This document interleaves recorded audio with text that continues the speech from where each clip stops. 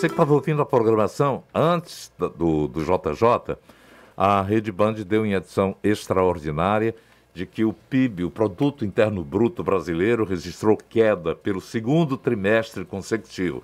E as agências de notícias já colocam que o Brasil entrou em recessão. Segundo dados divulgados hoje pelo IBGE, a queda foi de 0,1% em relação ao segundo trimestre. Isso significa que o país realmente está em recessão? Vamos tirar dúvida, né? Por definição técnica, um país entra em recessão quando há 2 trimestres seguidos de queda. Para entender melhor esse cenário, vamos pedir ao economista Ricardo Coimbra que nos explique. Bom dia, professor. Bom dia, Nonato. Bom dia a todos os ouvintes. Nos socorra aqui.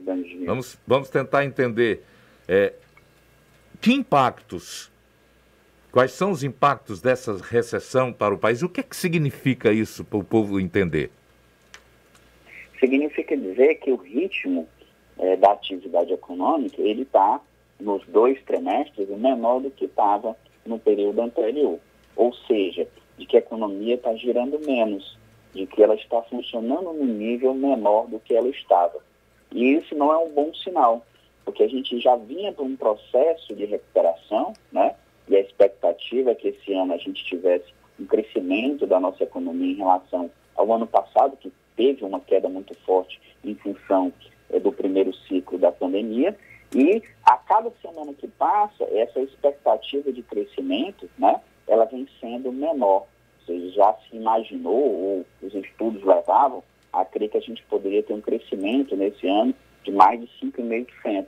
Mas os dados mais recentes mostram que a gente talvez tenha um crescimento de apenas 4,5%. Ou seja, mostrando que os cenários e a tendência para o ano de 2022 é uma tendência muito ruim, ou seja, um nível de crescimento quase que nulo, 0,5% ou até menos do que isso, podendo ser até negativo, e isso impacta na geração de emprego, impacta na movimentação da atividade econômica, impacta numa perspectiva de melhoria do poder de compra do trabalhador. Quando você tem uma atividade econômica voltando, você tem disputa pelos profissionais e isso eleva o preço médio do salário. Como você tem um cenário de reversão, a tendência é você ter uma estabilização ou até a queda da geração de postos de trabalho e também uma estabilização, uma queda do salário médio do trabalhador. Então, é um cenário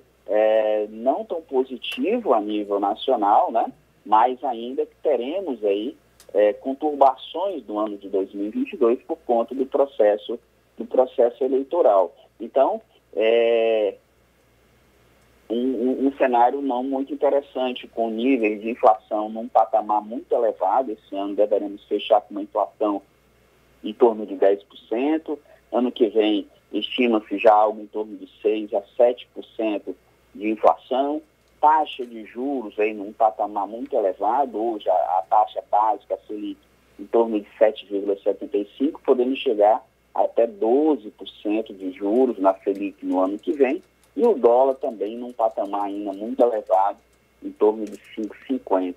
Então, o cenário de conjuntura da economia brasileira é um cenário não muito promissor. Professor, só para a título de colocar, qual foi a época de recessão que o país mais acentuou crise?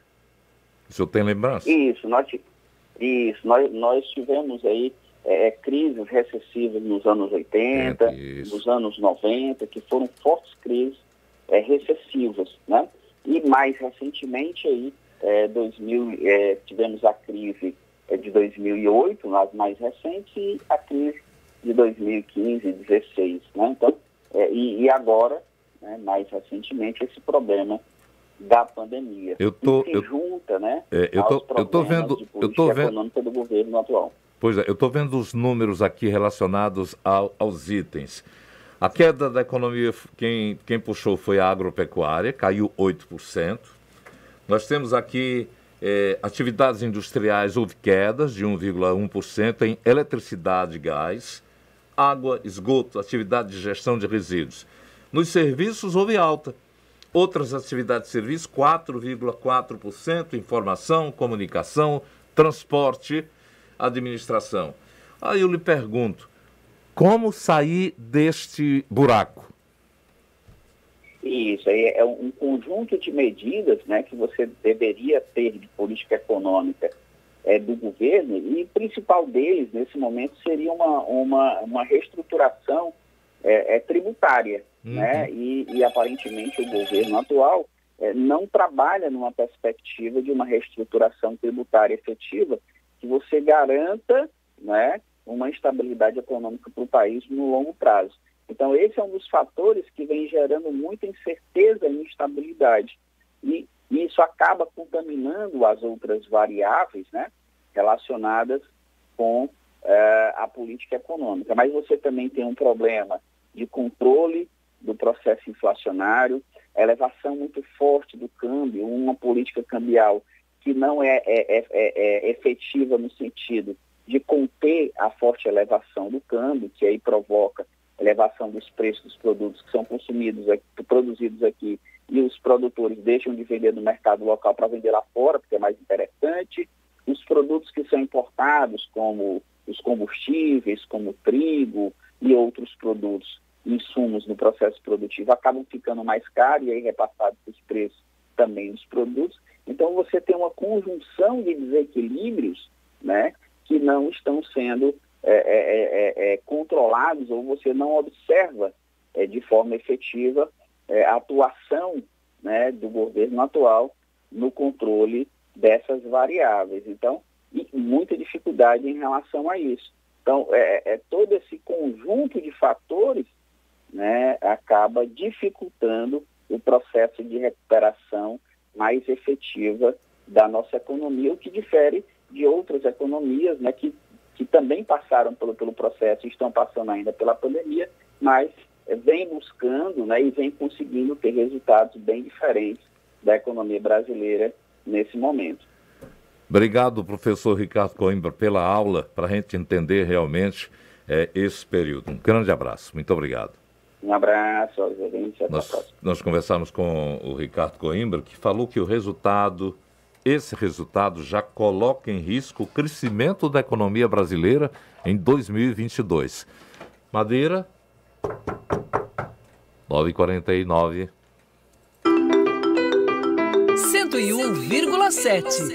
Jangadeiro Band News FM.